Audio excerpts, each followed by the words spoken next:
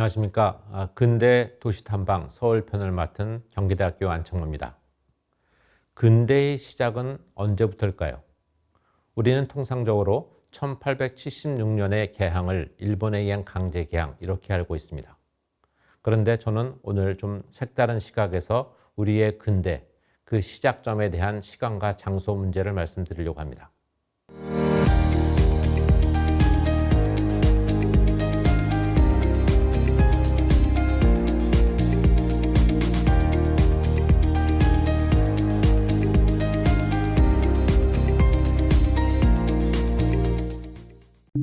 근대 도시 서울 탐방을 시작하며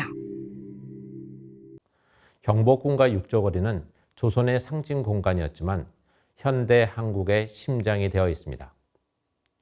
저는 오늘의 서울이 만들어진 가장 결정적인 시기 중에 하나가 1863년의 고종의 즉위라고 생각합니다. 고종이 즉위할 당시 당면 과제는 무엇이었을까요? 아마 세도 정치를 통해서 왕권이 바닥으로 떨어진 그 상황을 고쳐야 했었고, 또 하나는 서구 여러 나라들의 끊임없는 개항 요구에 어떻게 대응할 것인가였을 겁니다. 그 중에서 왕권 바로 세우기는 고종에게 가장 중요했는데, 왕권 바로 세우기에 가장 중요한 시작점이 경복궁의 중건, 그리고 비변사의 철폐와 육조 기능의 정상화였습니다. 그 역할을 맡은 것이 바로 흥선대원군이었죠.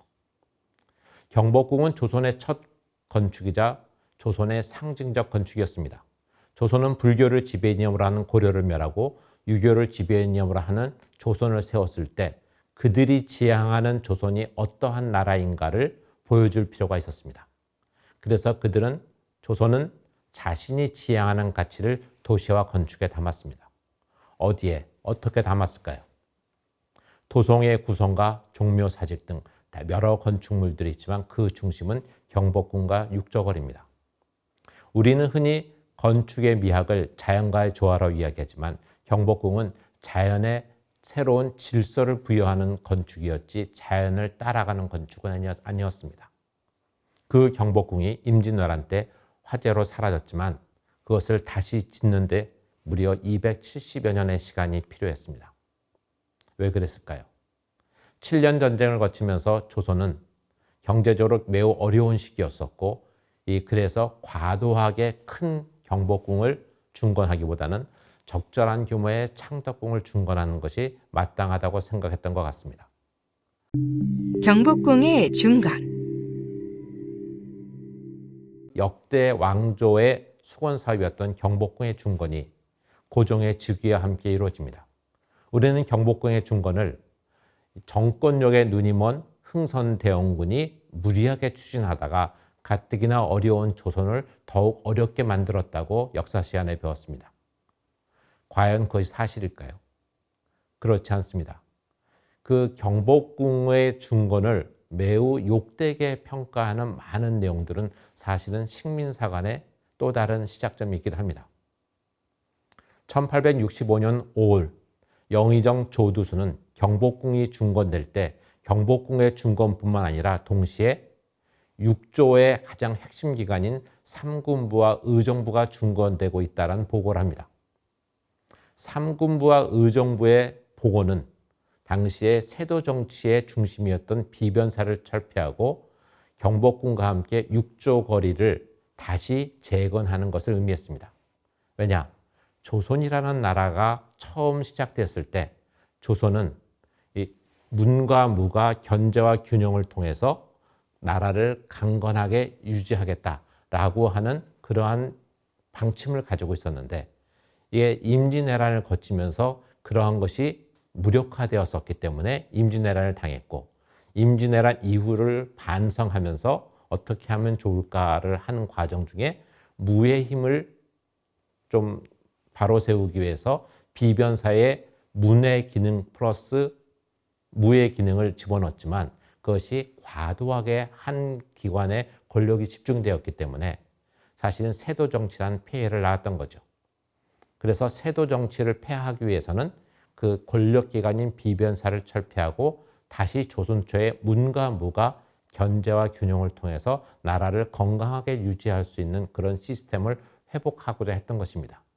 그래서 고종의 즉위와 함께 시작된 경복궁의 중건은 경복궁의 중건뿐만 아니라 무기력해진 육조를 재건하는 것이었고, 그것은 바로 조선의 중심자 상징이었던 경복궁과 육조거리를 원래의 모습으로 다시 복원하는 데 있었습니다. 그래서 오늘날 우리가 보고 있는 세종로와 그 정면에 있는 경복궁의 정문인 광화문은 다시금 나라가 바로 섰다는 것을 보여주는 상징적인 장치였다라고 보는 게 맞을 겁니다. 지금 보여지는 장면은 고종 때 중건된 경복궁의 정문, 월대가 있는 장면이죠. 사실은 육조는 그 동반서관이라는 그러한 개념에 의해서 동쪽에는 문반, 서쪽에는 무반 계열의 관청이 위치했던 것입니다. 그리고 매우 중요한 것 중에 하나는 조선이라는 나라는 왕조 국가였음에도 불구하고 왕권과 신권이 서로와 견제와 균형을 하는 나라이기도 했습니다. 그래서 전체 공간의 규모를 보면은 그 왕의 공간인 경복궁과 신하들의 공간인 육조 거리의 전체 공간의 규모가 놀랍게도 거의 비슷합니다.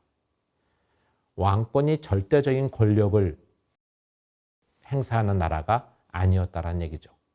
그래서 새로 중건된 육조거리와 경복궁 역시 그러한 질서의 틀 속에 있었다라고 생각합니다. 자, 지금 보여지는 장면은 현재 경복궁이 새롭게 정비되면서 촬영된 사진이지만 경복궁이 중건된 1865년에 바로 이런 모습이었을 거라고 생각합니다. 경복궁에서 가장 중심적인 공간은 바로 근정전이죠. 그리고 근정전 앞에 정전마당은 매년 아주 중요한 행사가 있을 때마다 왕이 직접 전체 행사를 주관할 때 바로 사진에서 보이는 장면과 같은 모습이 연출되었을 것입니다.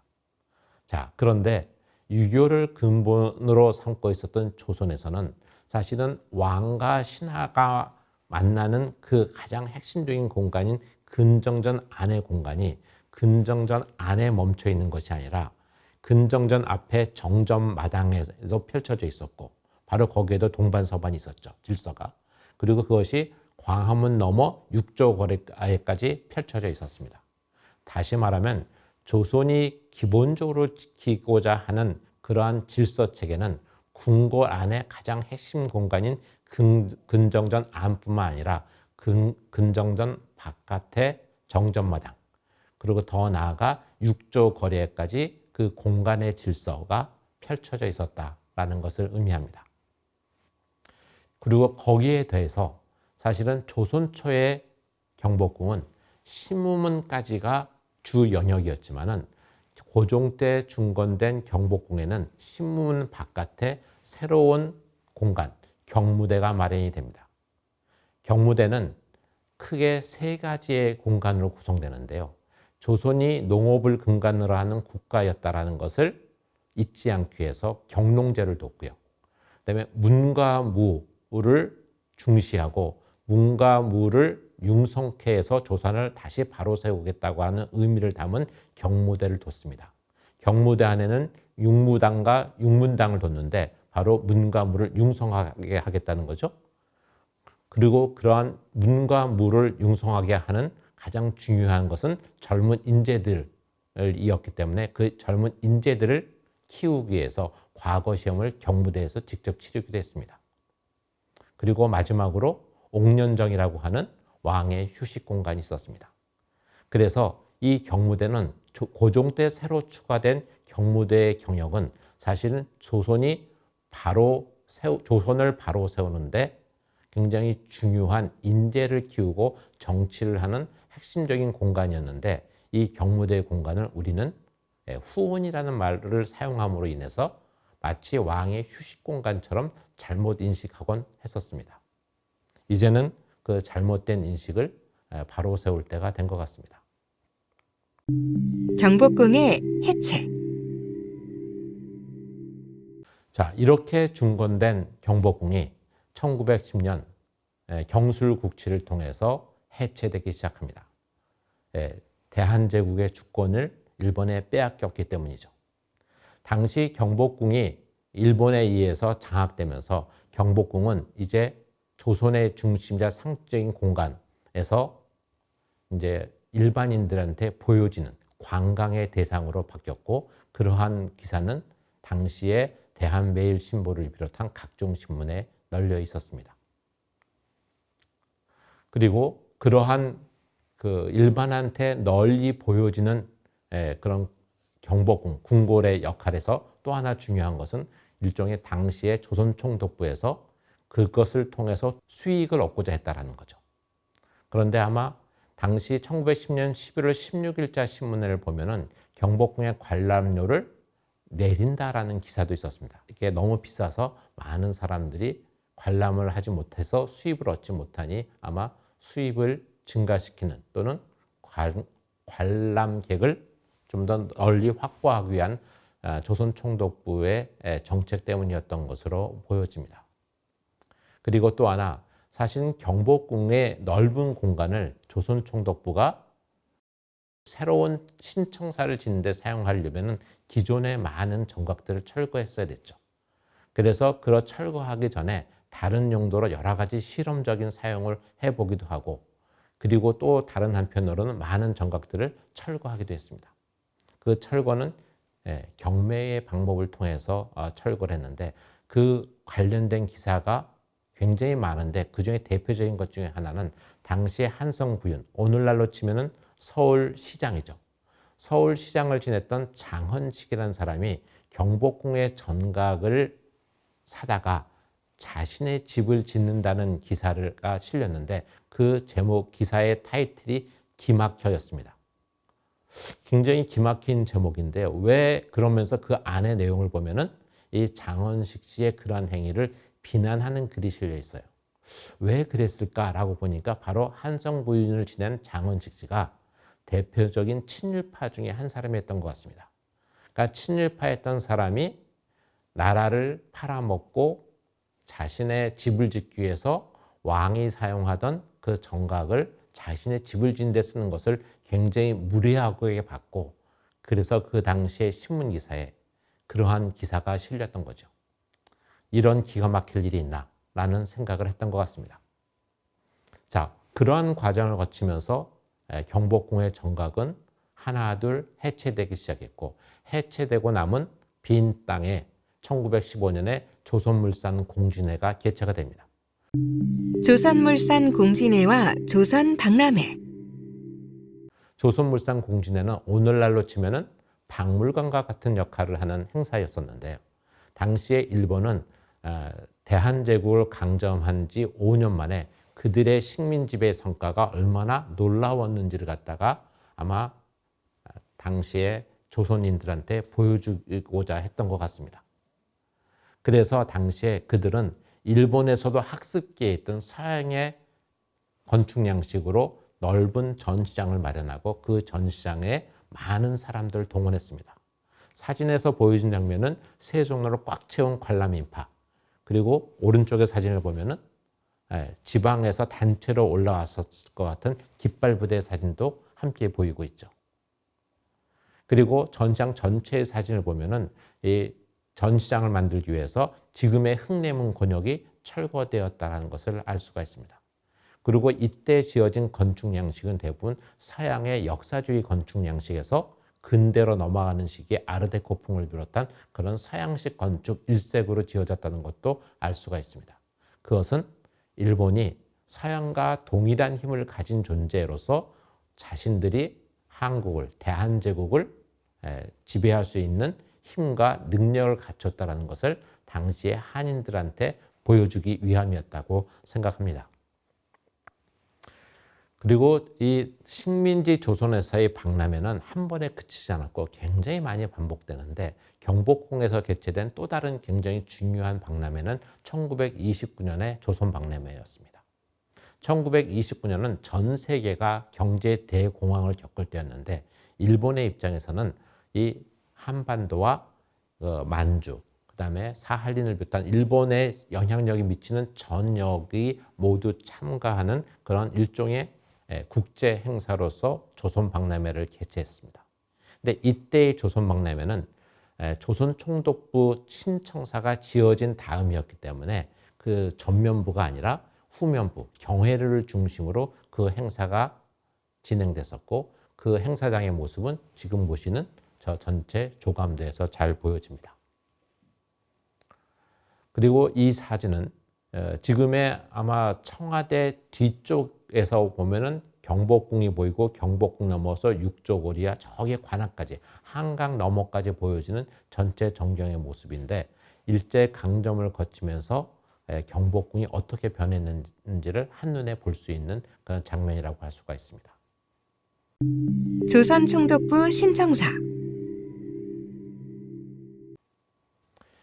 몇 차례의 행사를 거치면서 경복궁의 굉장히 중요한 정각들은 철거가 됐고 그 철거가 된 자리에는 1926년 조선총독부 신청사가 지어졌습니다. 그리고 이 조선총독부 신청사는 무려 10년에 걸쳐 지어졌는데 당시에 일본이 조선총독부 신청사 건설에 얼마나 많은 공을 들였는지 그리고 자신들의 식민 지배 능력과 자국의 힘을 얼마나 과시하고 싶었는지를 굉장히 잘 보여주는 건축이다라고 보실 수가 있습니다. 이 건축 양식은 일본의 건축 양식이 아니라 서양의 절충주의 건축 양식, 구체적으로 말하면 서양의 르네상스 시기 건축 또는 바로크 건축 이러한 다양한 역사주의 건축 양식이 서로 합쳐져서 만들어진 건축 양식이고 독일인 게오르그 라란데에 의해서 설계된 건물입니다.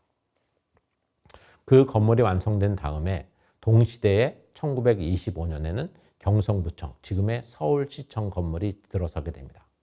서울시청 건물이 들어서게 된 다음에 이 서울의 중심 가로는 지금의 대한문 앞, 서울시청이 있는 곳에서부터 세종로를 거쳐서 경복궁에 자리 잡은 조선총독부 신청사까지 이어지는 길이 확보가 되는데 그것이 일제강점기 식민지배의 지배적인 경관으로 자리 잡게 됩니다.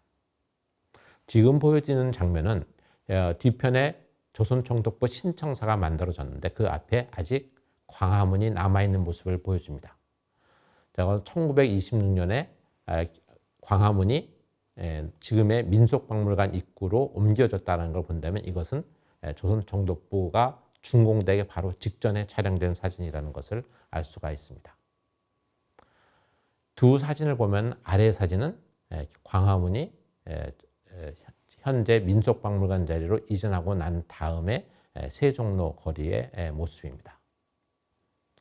1926년에 광화문이 철거된 장면 그리고 바로 위의 사진에서는 그 지금의 민속박물관 입구인데 민속박물관 입구에 두툼한 경복궁의 담장이 철거되고 난 흔적이 보이는데 바로 저 자리가 왼쪽 사진에서 보여진 옮겨진 광화문이 위치해 있었습니다. 근데 저 광화문이 6.25 전쟁 때 사진에서와 같이 파괴가 됐고 파괴가 된 다음에 한동안 경복궁에는 광화문이 없는 시절을 보내다가 1968년에 박정희 대통령 시기에 철근 콘크리트로 재현한 광화문이 만들어지게 되죠. 그리고 그때 만들어진 철근 콘크리트 광화문을 중심에 둔 지금의 세종로가 오랫동안 지속됐습니다. 그러다가 1995년 김영삼 대통령 시절에 조선총독부 구청사를 철거하고 지금의 경복궁의 모습이 복원되고 있습니다. 광화문의 중건. 이때 복원된 경복궁에서 가장 중요한 것은 시작점은 광화문의 중건이었는데 광화문의 정확한 위치를 파악하기 위해서 발굴했고 발굴 과정에서 당시에 고종 때 중건된 광화문의 실체를 알게 됐는데 놀라운 것은 태조 때 건설한 광화문과 똑같은 규모로 고종 때 다시 지은 것이 아니라 오히려 고종 때 훨씬 더 당당하게 규모 있게 만들었다는 점이었습니다.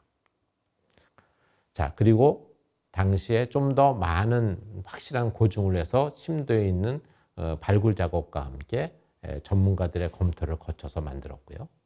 네, 지금 보여지는 장면은 철근 콘크리트 광화문을 철거하고 이제 전통 목구조 방식의 광화문을 복원한 모습인데 이 복원 초기에는 이 교통의 문제 때문에 사실은 월대를 복원하지 못했습니다. 월대는 사실은 광화문으로부터 무려 50m가 넘는 큰 규모를 갖고 있는 시설이었기 때문에 당시의 교통체증을 염려해서 서울시에서 복원을 하기가 힘들다라는 입장을 표명했었죠.